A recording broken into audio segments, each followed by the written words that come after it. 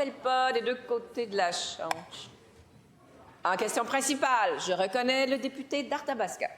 Merci, Madame la Présidente. Madame la Présidente, la CAQ a perdu 7 ans à faire stagner le Québec devant Ottawa. Mon collègue, le député Jean Talon, a présenté une belle liste tout à l'heure. Rapport d'impôt unique, c'est non. Transfert d'un point d'impôt, c'est non. Plein pouvoir en immigration, c'est non. Transfert des budgets en culture, c'est non. Encadrement du pouvoir fédéral de dépenser, c'est encore non. Pendant ce temps-là, le fédéral s'affaire à centraliser encore plus l'État canadien. Dernier exemple en titre, la participation du gouvernement fédéral à la contestation de la loi sur la laïcité et du recours à la clause dérogatoire. Qu'a fait le premier ministre du Québec? Il a envoyé une belle lettre qui était une lettre de supplication demandant au fédéral de se retirer des procédures. Et la réponse n'a pas tardé par la voix hier du ministre canadien de la Justice, Sean Fraser, qui réplique que la demande du Québec est ironique et intenable, que le recours à la clause dérogatoire est une menace contre les institutions canadiennes, rien de moins. Le ministre des Relations canadiennes prend-il enfin acte que le Québec n'a pas sa place au sein du dominion canadien? La réponse du ministre responsable des Relations canadiennes. Madame la Présidente, ça m'attriste un peu aujourd'hui la position du Parti québécois avec le dépôt de la Constitution du Québec. Le Parti québécois avait l'occasion aujourd'hui de faire preuve de hauteur et de démontrer qu'ils ont à cœur les intérêts de la nation québécoise. De dire, écoutez, nous, notre option, c'est la souveraineté. Mais en attendant de faire la souveraineté, pour le Parti québécois, je reconnais les gestes d'autonomie constitutionnelle, je reconnais les choix du Québec, je reconnais qu'on est capable de renforcer l'État du Québec à l'intérieur du Canada. Pourquoi sont-ils si frileux à reconnaître les gains que nous faisons, à reconnaître que notre existence, même en tant que nation, a été inscrite dans notre propre Constitution qui existe déjà, que les Québécois et les Québécoises forment une nation? N'êtes-vous pas fiers de ça? Vous avez voté contre la loi 96 qui venait reconnaître l'identité nationale du Québec. Vous avez voté contre le fait d'inscrire dans la Constitution... Leader du gouvernement, je vous rappelle que vous vous adressez à la présidente. La Présidente, le Parti québécois a voté contre le fait que le français, ça soit la langue officielle et commune du Québec et qu'on lui donne un caractère constitutionnel, Madame la Présidente. C'est ça le problème avec le Parti québécois, Madame la Présidente. Les Québécois, ils savent. Le Parti québécois, tout ce qu'ils veulent, c'est une obsession du référendum. Que vont-ils faire, Madame la Présidente?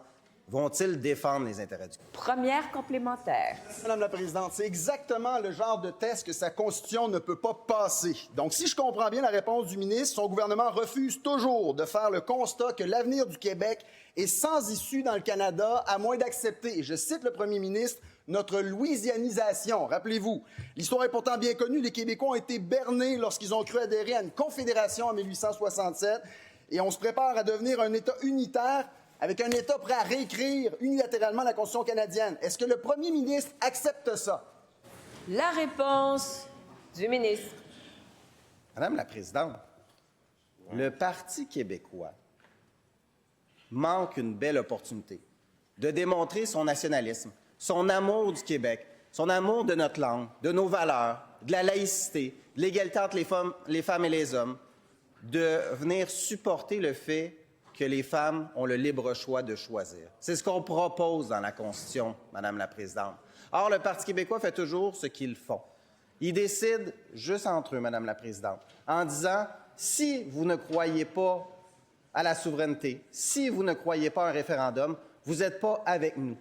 On est toujours en train d'exclure du côté du Parti québécois. Nous, on ne choisit pas cette approche-là, on choisit de rassembler tous les Québécois pour faire avancer le Québec. Deuxième complémentaire. Madame la Présidente, la déclaration du premier ministre ce matin était limpide. Je le cite. Quand on regarde notre histoire, on se dit que notre survivance comme nation était improbable. Le premier ministre devrait peut-être réviser ses temps de verbe et parler au présent, parce que de son propre aveu, le Québec a encore besoin d'un bouclier face à Ottawa. C'est dit, ce que le Canada et la CAQ offrent aux Québécois, c'est de la survivance, être sur la défensive, c'est un combat d'arrière-garde. Nous, au Parti québécois, on conjugue nos verbes au futur. Ce qu'on propose, c'est de se donner un avenir collectif, un pays libre et indépendant. La réponse du ministre. Madame la Présidente, depuis 2018, la laïcité, le renforcement de la langue française dans nos institutions, au Québec, au Canada, notre caractère national, que les Québécois existent. Nous, contrairement au Parti québécois, on n'est pas gênés d'affirmer qui nous sommes et de prendre les outils juridiques à notre portée, les outils constitutionnels pour dire qui on est comme peuple, qui on est comme nation et de ne pas attendre, attendre, attendre et encore attendre. Arriver, Monsieur le député, arriver, on a l'opportunité de faire des gains, Madame la Présidente, concrets. Et c'est ce qu'on va faire. Et d'ailleurs, votre chef, dans son livre des jeunes et la... En terminant, je vous rappelle vous adresser à la présidente. Finalement, dans le cadre d'une société divisée et morcelée, une constitution serait un pas en avant. En question